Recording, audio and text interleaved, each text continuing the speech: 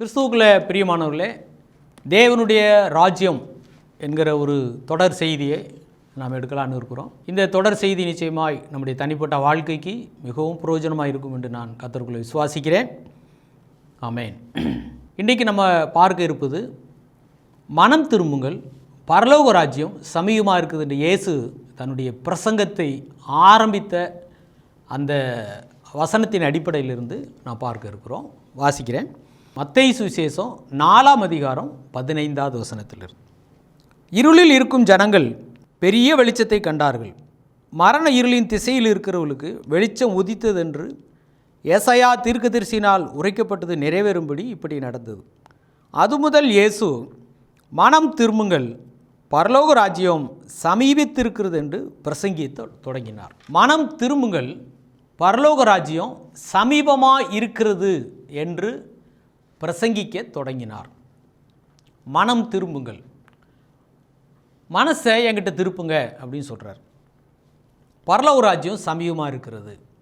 பரலோக ராஜ்யம் அப்படின்னு எடுத்துக்கிட்ட உடனே, அந்த வார்த்தையை கேட்ட உடனே எல்லாரும் பொதுவாக என்ன, கிறிஸ்தவ மக்கள் பொதுவாக காமனாக ஜனங்கள் எல்லாம் என்ன நினைக்கிறாங்கன்னா, இறந்து போன பிறகு, செத்து போன பிறகு நம்ம கடவுளுடைய ராஜ்யத்தில் போய் சேருவோம், பரலோக ராஜ்யத்தில் போய் சேருவோம் அப்படின்னு எல்லோரும் எதிர்பார்க்குறாங்க.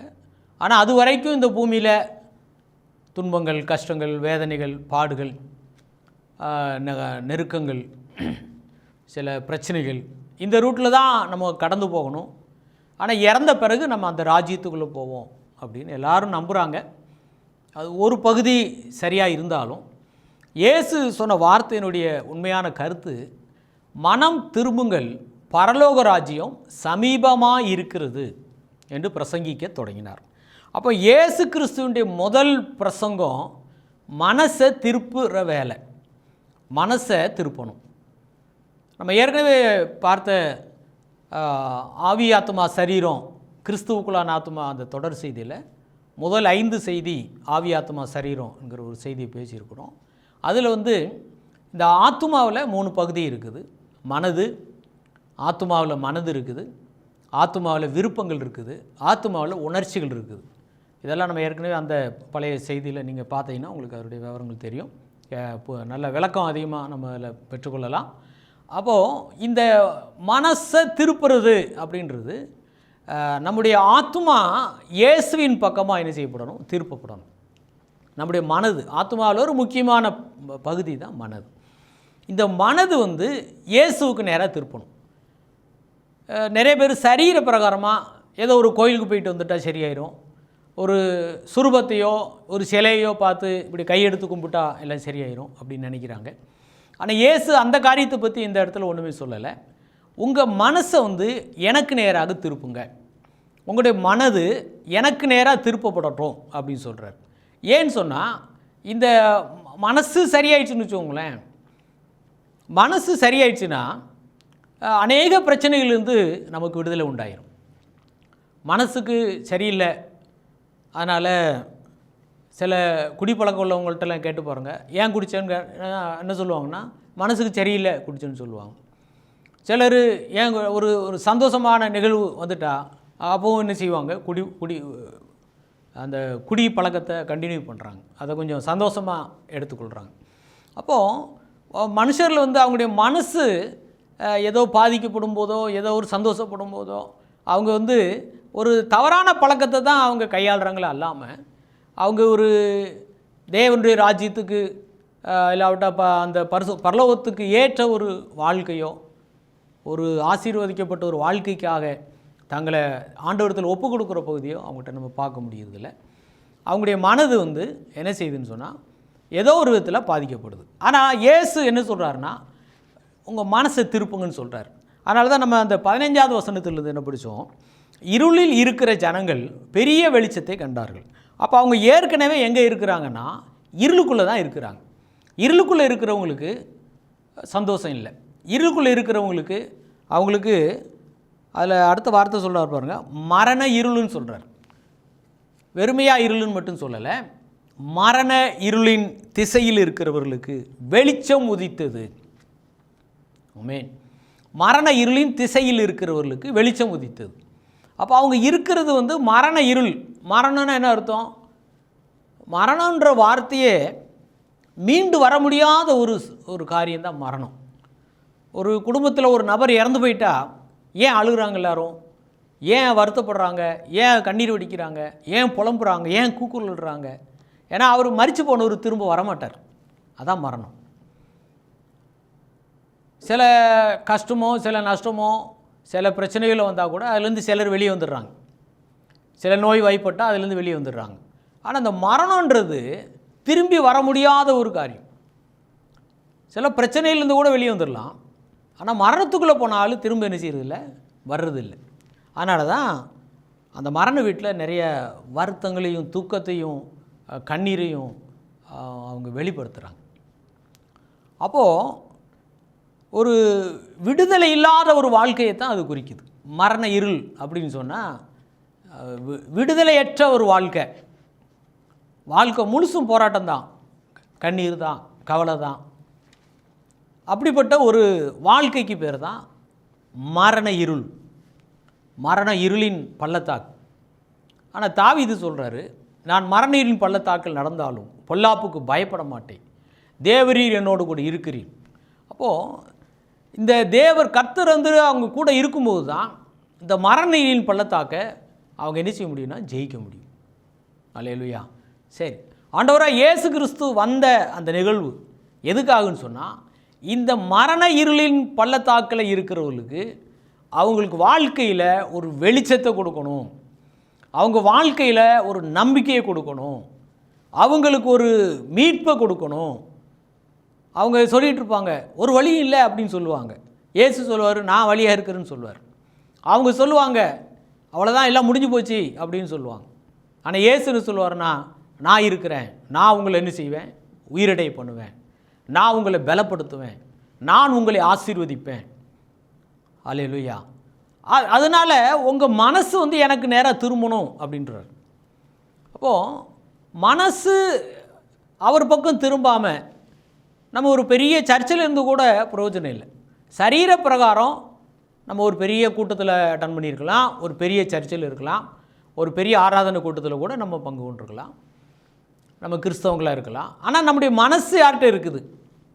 நம்முடைய மனது இயேசு கிறிஸ்துவோடு அவர் பக்கம் சாயும்போது, இணையும்போது தான், ஆமென், ஹல்லேலூயா, நம்முடைய வாழ்க்கை பரலோகமாக என்ன செய்து மாறுது.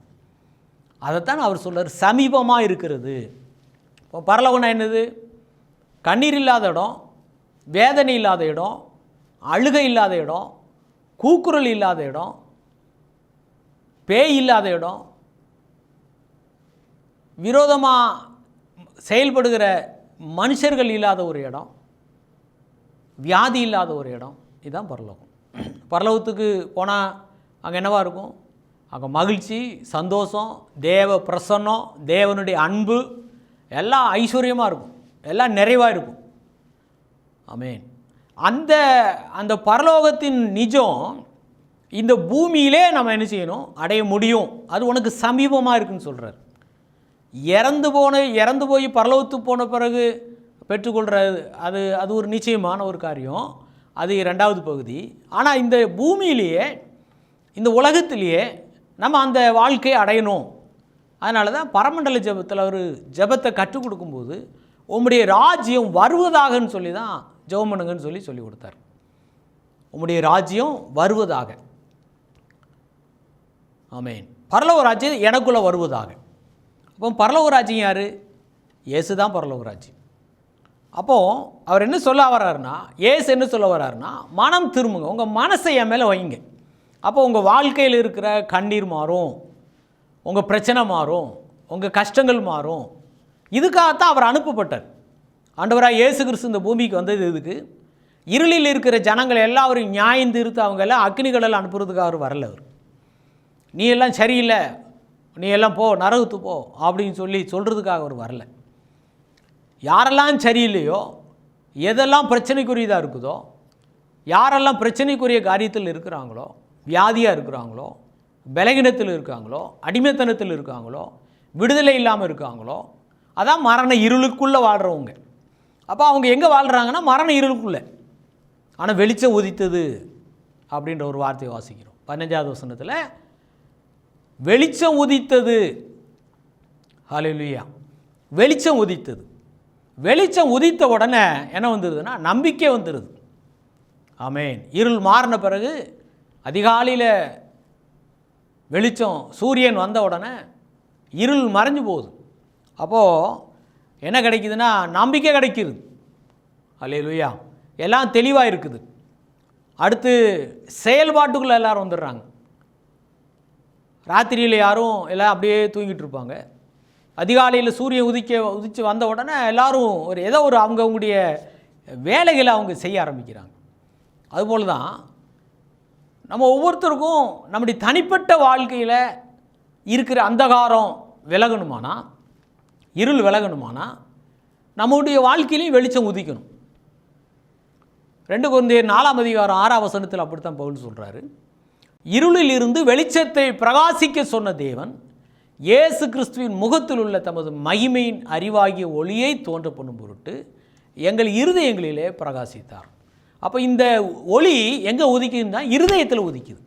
இருள் எங்கே இருக்குது? அது அந்த இருதயத்துக்குள்ள தான் இருக்குது, மனசில் இருக்குது. அப்போ மனதில் ஒரு இருள் இருக்குது. அப்போ மனசில் ஒரு தெளிவு வந்தால் தான் நல்ல சாப்பாடு கிடைக்கும். அல்லேலூயா. உதாரணமாக இளையகுமாரன், நம்ம கெட்டகுமாரன் சொல்லுவோம்ல, அந்த கெட்டகுமாரன் இல்லை இளையகுமாரன். ஏன்னா கெட்டகுமாரன்ற வேதத்தில் எழுதப்படலை. இளையகுமாரன், காணாமல் போன குமாரன். அவனுக்கு புத்தி தெளிந்த போது, அப்போ அவன் புத்தி தெளிஞ்ச போது அவனு என்ன சொல்ல வரான்னு சொன்னால், நான் இந்த பண்ணி தின்ற தவிட சாப்பிட வேண்டிய ஆள் கிடையாது. தகப்பன் வீட்டில் சாப்பிட வேண்டிய ஆள்.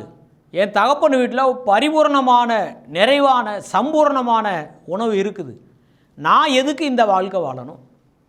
நான் ஏன் இப்படிப்பட்ட ஒரு குறைவிலையும் வாழணும்? நான் ஏன் இப்படி ஒரு கீழ்த்தரமான வாழ்க்கை வாழணும்? நான் எழும்புவேன், நான் என் தகப்பன் வீட்டுக்கு போவேன் அப்படின்னு அவனுக்கு ஒரு முடிவு எடுக்கிறான். லூக்கா 15ஆம் அதிகாரத்தில் அந்த சம்பவம் நம்ம பார்க்குறோம். அதில் ஒரு வார்த்தை வருது, அவனுக்கு புத்தி தெளிந்த போது. அதான் இருள் விலகிருச்சு அவனுக்கு. இப்போது அந்த புத்தியில் ஒரு தெளிவு உண்டாகுது.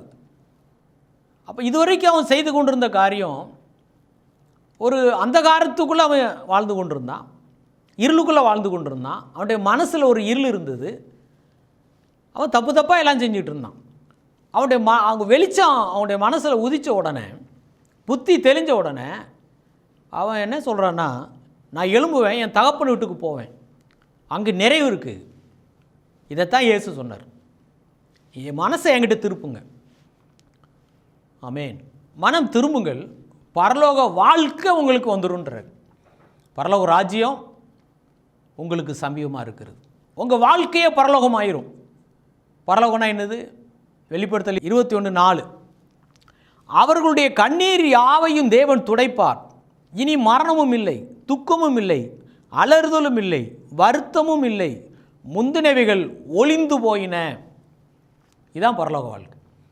இப்போ பரலோகத்தின் நிஜம் இந்த பூமியிலே வாழும்போதே நமக்கு அதை தர்றேன்னு சொல்கிறார். அநேகர் வேறு விதமாக ஃபீல் பண்ணுறாங்க. எப்படின்னா, ரட்சிக்கப்பட்டாலே கஷ்டம்தான், துன்பம்தான், ரட்சிக்கப்பட்டாலே வேதனை தான் அப்படின்னு நினைக்கிறாங்க. ஆனால் இயேசு அப்படி சொல்ல வரல. அவர் என்ன சொல்ல வர்றாருன்னா, யோவான் 10ஆம் அதிகாரம் 9வது வசனத்தில் இயேசு என்ன சொல்கிறாரு, நானே வாசல், ஒருவன் என் வழியாய் உள்பிரவேசித்தால் அவன் ரட்சிக்கப்படுவான். ஆமேன். அவன் உள்ளும் புறமும் சென்று மேய்ச்சலை கண்டடைவான். அவன் ரட்சிக்கப்படுவான்னு சொல்கிறார். நான் தான் வாசல், ஒருவன் என் வழியாய் உள்பிரவேசித்தால் அவன் ரட்சிக்கப்படுவான். 2வது விஷயம், அவன் உள்ளும் புறமும் சென்று மேய்ச்சலை கண்டடைவான். மேய்ச்சல். அல்லேலூயா. ஒரு ஆட்டுக்குட்டி, ஆடு மந்தைக்கு மேய்ச்சல் இருந்தால் என்ன நடக்கும்? அது பலகீனப்படாது, அது புஷ்டியாக இருக்கும், சமாதானமாக இருக்கும், அது வளரும், குட்டிகள் போடும், பெருக்கங்கள் உண்டாகும். இதுக்கு தான் இயேசு சொல்ல வர்றார். நான் வாசல், ஒருவன் என் வழியாக உட்பிரவேசித்தால் அவன் ரட்சிக்கப்படுவான். அப்போ ரட்சிக்கப்பட்ட பிறகு மேய்ச்சல். அல்லேலூயா. மேய்ச்சல் இருந்தால் தான் ஆடு திருப்தி அடையும். அப்போது பரலோகராஜ்யன்றது நம்மளை திருப்திப்படுத்தக்கூடிய ஒரு செய்தி. ஒரு மனுஷன் கண்ணீரில் இருக்கிறான், வேதனையில் இருக்கிறான், ஏதோ ஒரு சூழ்நிலையில் அவங்க பாதிக்கப்பட்டிருக்கிறாங்க. அந்த பாதிக்கப்பட்ட மக்களுக்கு சுவிசேஷன்றது என்னதுன்னா, அந்த பாதிப்பிலிருந்து கர்த்தர் அவங்களை வெளியே கொண்டு வர்றார். நீங்கள் ஏசாயா 40ஆம் அதிகாரத்தில் வாசித்து பாருங்கள். பள்ளமெல்லாம் நிரப்பப்படும் சொல்கிறார், மலைகளும் குன்றுகளும் தாழ்த்தப்படும் சொல்கிறார், கோணலானவைகள் எல்லாம் செவ்வையாகுன்றார், கரடு முரடானவைகள் எல்லாம் சமமாகுன்னு சொல்கிறார். மனுஷனுடைய வாழ்க்கை இப்படி இருக்குது. ஒரு பள்ளமாக இருக்குது, மேடுகளை போல் இருக்குது, அவங்களால கடக்க முடியாத சூழ்நிலையாக இருக்குது, கோணலும் மாறுபாடும் எல்லாமே ஏடாகூடமாக இருக்குன்னு சொல்லுவாங்களே அந்த மாதிரி கரடு முரடு. அப்போ இதெல்லாம் நமக்கு ஒரு சமாதானமான ஒரு சூழ்நிலை கிடையாது, எல்லாமே ஒரு வேதனை உண்டாக்கக்கூடிய விஷயங்கள். அப்போ வாழ்க்கையில் வேதனை உண்டாக்கக்கூடிய காரியத்தில் இருந்து விடுதலை இருக்குன்றது தான் சொல்ல வர்றார். நீ வேதனையோடு இருக்கல, உனக்கு வேதனையிலிருந்து விடுதலை. நீ பிரச்சனையோடு இருக்கல, இந்த பிரச்சனையிலிருந்து உனக்கு விடுதலை இருக்குன்னு சொல்கிறார். ஆனால் மனசை என்கிட்ட நேராக திருப்புன்னு சொல்கிறார். கோயில் போயிட்டு வந்தால் எல்லாம் சரியாயிரும் அப்படின்னு அவர் சொல்ல வரல. சரீர பிரகாரமாக நீங்கள் எந்த ஐக்கியத்தில் இருக்கிறீங்க, எந்த சர்ச்சில் இருக்கிறீங்க, எந்த ஆராதனையில் இருக்கீங்க, அது ரெண்டாவது விஷயம். ஆனால் உங்களுடைய மனசு யார்கிட்ட இருக்குது? உங்களுடைய மனது ஆத்மாவில் ஒரு முக்கியமான பகுதி மனது. இந்த மனது இயேசு கிறிஸ்துவின் பக்கமாக திரும்பும்போது நடக்கிற விஷயந்தான் பரலோகராஜ்யம். பரலோகராஜ்யத்தில் வெளிப்படுத்தல் 21:5 4ஆம் வசனம், அதில் என்ன சொல்கிறாரு? பரலோகத்தில் என்ன இல்லை? கண்ணீர் இல்லைன்னு சொல்கிறார், அலறுதல் இல்லை, வருத்தம் இல்லை, முந்தினவைகள் எல்லாம் ஒளிந்து போயின, துக்கமும் இல்லையாம். அப்போ இப்படிப்பட்ட ஒரு வாழ்க்கை பரலோகத்துக்கு போன பிறகா இல்லாட்டி இங்கேயே கிடைக்குதா? சமீபமாக இருக்குன்னு சொல்கிறார் இயேசு. மனசை திருப்புங்க, இந்த வாழ்க்கை உங்களுக்கு சமீபமாக இருக்குது. அல்லேலூயா. வேதனையோடு இருக்கிற ஒரு மனுஷன் சந்தோஷமாக இருக்க முடியாது. ஆனால் அந்த வேதனைக்குள்ளே காரியம் நீங்கிருச்சுன்னா அவங்க தானாகவே என்ன அடைகிறாங்க? சந்தோஷத்தை அடைகிறாங்க. அதே போல் தான் ஆண்டவராக இயேசு கிறிஸ்து நம்முடைய வாழ்க்கையில் அந்த வேதனைக்குரிய காரியம் பாவமாக இருக்கலாம். பாவம் இருக்கிற இடத்துல சஞ்சலம்தான்.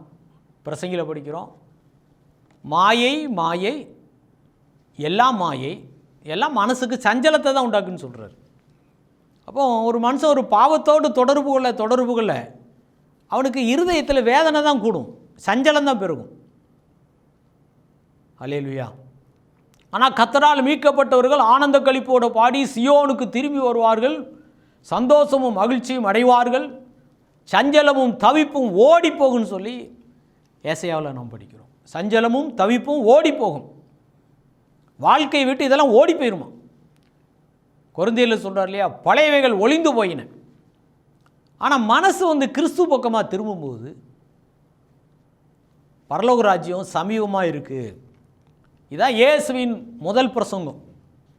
உங்கள் வாழ்க்கையை நல்ல நிலைக்கு நான் கொண்டு வருவேன் அப்படின்னு சொல்கிறார். அல்லேலூயா. நீங்கள் பள்ளத்தில் இருந்தால் பள்ளத்திலிருந்து நான் தூக்கி விடுவேன், பள்ளமெல்லாம் நிரப்பப்படும், கரடு முரடானவைகள் எல்லாம் சமமாகும், கோணலானவைகள் எல்லாம் நேராகும், மலைகள் குன்றுகள் எல்லாம் தாழ்த்தப்படும், எல்லா பிரச்சனையும் நார்மலாகும் சொல்கிறார். அல்லேலூயா. அப்போ இதுக்காகத்தான் நம்முடைய மனது இயேசுவுக்கு நேராக என்ன செய்யப்படணும்? திருப்பப்படணும். அதைத்தான் அவருடைய நீங்கள் பிரசங்கத்தில், இயேசுவின் பிரசங்கத்தில் முதல் வார்த்தை அது. அதே போல் தான் யோவான் ஸ்நானகருடைய பிரசங்கத்துலேயும் முதல் வார்த்தை அதுதான். மனம் திரும்புங்கள், பரலோக ராஜ்யம் சமீபமாக இருக்கிறது என்று பிரசங்கம் பண்ணினான். யோவான் 3ஆம் அதிகாரம் 2ஆம் வசனத்தில் யோவான் ஸ்நானகனுடைய பிரசங்கமும் அதுதான். மனம் திரும்புங்கள், பரலோக ராஜ்யம் சமீபத்திருக்கிறது என்று பிரசங்கம் பண்ணினான். அப்போ யோவான் ஸ்நானகனும் மனசை தான் திருப்ப சொல்கிறான். அப்போ மனதை இயேசுவின் பக்கம் வைக்காத வரையிலும் மனதுக்கு ஆறுதல் கிடையாது. சங்கீதம் 23 தாவீது சொல்கிறாரு, அவர் என் ஆத்துமாவை தேற்றுகிறான்னு சொல்கிறார். அப்போ ஆத்துமா தேற்றப்படணும், மன பாரங்கள், மன உளைச்சல், மன கஷ்டங்கள் எல்லாம் நீங்கணும், மனசுக்குள்ள ஒரு இளைப்பாறுதல் உண்டாகணும். சரீர பிரகாரம் நமக்கு எவ்வளோ இருந்தாலும் நம்முடைய மனது இயேசு பக்கம் இல்லாத வரைக்கும் நம்ம ஆத்துமாவில் ஒரு இளைப்பாறுதலை பார்க்க முடியாது, இளைப்பாறுதலான ஒரு ஆத்துமாவை காண முடியாது. அதுதான் இயேசு சொல்றார், வருத்தப்பட்டு வார சுமக்கிறவர்களே நீங்கள் எல்லாரும் என்னிடத்தில் வாருங்கள், நான் உங்களுக்கு இளைப்பாறுதல் தருவேன் சொன்னார். இளைப்பாறுதல், உங்களுடைய ஆத்துமாவுக்கு இளைப்பாறுதல் தருவேன்னு சொன்னார். அப்போ மனது யார் பக்கம் திரும்பணும்? இயேசுவின் பக்கம் திரும்பணும். அப்போது இயேசு எங்கே இருக்கார்? அப்படி ஒரு கேள்வி எல்லாருக்குள்ள வரும். இயேசு இப்போ என்னவா இருக்கார்? எந்த கோயிலில் இருக்கார்? எந்த சர்ச்சில் இருக்கார்? யார்கிட்ட இருக்கார்? இயேசுவை பார்க்கறதுக்கு எங்கே போகணும்? ஒரு கேள்வி எல்லாருக்கும் வருது. இப்போ இயேசு பக்கம் மனசு திருப்புன்னு சொல்கிறீங்களே, அப்போ இயேசு எங்கே இருக்கார்? ஃபோட்டோவில் இருக்காரா? சிலையில் இருக்காரா? சிலையாக இருக்காரா? ரூபமாக இருக்காரா? கோயிலில் இருக்காரா? சிலுவை அடையாளத்துக்குள்ளே இருக்காரா? எங்கே இருக்கார் இயேசு? இயேசு எங்கே இருக்கிறார்னா, அவரே அதுக்கு ஒரு விளக்கம் சொல்லியிருக்காரு. விசுவாசிக்கிறவனுடைய உள்ளத்துக்குள்ளே தான் அவர் வாசமாக இருக்கார். எபேசியர் 3:17 வாசிக்கிறோம், விசுவாசத்தினாலே கிறிஸ்து உங்கள் இருதயங்களில் வாசமாயிருக்கவும். யோவான் சுவிசேஷம் 7ஆம் அதிகாரம் 38-39 வசனங்கள் என்ன சொல்கிறாருன்னா, இயேசு என்னை விசுவாசிக்கிற உள்ளத்துக்குள் இருந்து ஜீவ தண்ணீர் உள்ள நதிகள் ஓடுன்னு சொல்கிறார். அப்போ இயேசு இருக்கிற இடம், இயேசுவை எங்கே பார்க்கலாம்? இயேசுவை விசுவாசிக்கிறவங்களுக்குள்ள தான் இயேசு இருக்கிறார். அவரை விசுவாசிக்கிறவங்க உள்ளத்துக்குள்ள அவர் வாசமாக இருக்கிறார். அவங்களுடைய ஆவியில் அவர் வாசமாக இருக்கிறார். ஆமென். ஒரு காரியத்தை உறுதியாக சொல்கிறதுக்கு 2 வசன ஆதாரங்கள் போதும். அதான் பழைய ஏற்பாட்டின்படி 2 சாட்சிகளினாலே ஒரு காரியம் உறுதியாக்கப்படும்.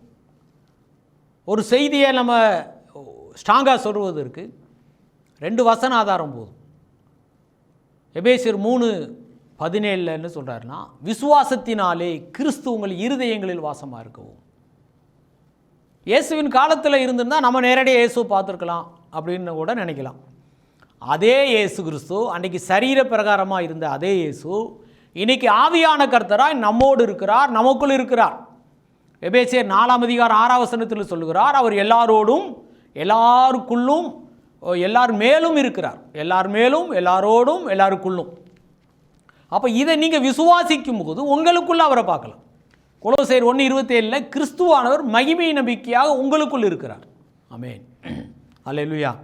அப்போது மனசை திருப்பணும். மனசை இயேசுவுக்கு நேராக திருப்பும்போது அவர் வார்த்தையாக இருக்கிறார், ஆவியாக இருக்கிறார், ஜீவனாக இருக்கிறார், சத்தியமாக இருக்கிறார். அவருக்கு நேராக நம்முடைய மனசு திருப்பப்படும் போது நம்முடைய நடைமுறை வாழ்க்கை பரலோக வாழ்க்கையாய் மாறுகிறது. அல்லேலூயா. வேதனையுள்ள வாழ்க்கை வேதனை இல்லாத வாழ்க்கையாக மாறுகிறது. கண்ணீரின் வாழ்க்கை கண்ணீர் இல்லாத வாழ்க்கையாக மாறுகிறது. சாத்தானுடைய ஆதிக்கங்கள் ஒளிந்து போய் தேவனுடைய ஆளுகைக்குள்ளே நம்ம வருகிறோம். அல்லேலூயா. ஆமென். பழையவைகள் எல்லாம் ஒளிந்து போயின, எல்லாம் புதிதாயின என்ற அந்த இடத்துக்குள்ளே நாம் கடந்து வருகிறோம். நம்முடைய வாழ்க்கையில் மாற்றம், மறுரூபம், உயர்வு, மேன்மை, விடுதலை, இளைப்பாறுதல், ஆத்தும இளைப்பாறுதல், இதுதான் பரலோகம். அப்போ இந்த பூமியில் கொஞ்ச நாள் கஷ்டப்பட்டு வேதனைப்பட்டுட்டு இறந்த பிறகு பரலோகத்துக்கு போகும் அப்படின்னு எல்லாரும் எதிர்பார்த்துருக்குறாங்க. அதை பற்றி இயேசு சொல்ல வரல. ஆனால் அது உண்மை, அது ஒரு நிஜம், அதை யாரும் மாற்ற முடியாது. அப்படி ஒரு வாழ்க்கை இருக்குது. ஆனால் இந்த பூமியில் அங்கே போகிற வரைக்கும் நம்ம வேதனையிலையும் கஷ்டத்துலையும் துன்பத்துலையும் வாழணும் அப்படின்னு நினைக்கிறாங்க. ஆனால் இயேசு அப்படி சொல்ல வரல. மேய்ச்சலை கண்டடைவான்னு சொல்கிறார். ஒரு ஆடு மேய்ச்சலை கண்டடைஞ்சால் என்ன நடக்கும் யோசித்து பாருங்கள். ஒரு ஆட்டு மந்தைக்கு மேய்ச்சல் கிடைச்சா அது எப்படி இருக்கும்? புஷ்டியாக இருக்கும், அது ரொம்ப சந்தோஷமாக இருக்கும், நிம்மதியாக இளைப்பாறுதலோடு அது உறங்கி தூங்கி எழும்பும். பெருக்கங்கள் உண்டாகும், மந்தை பெருகும்,